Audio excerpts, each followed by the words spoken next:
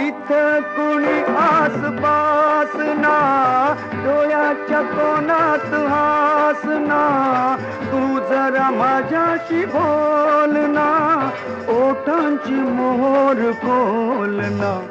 तू लगबग जाता मग वळून पाहता, वाट पावलात अडकळली, जशी मावळत्या उन्हात केवड्याच्या बनात नागिण सळसळली.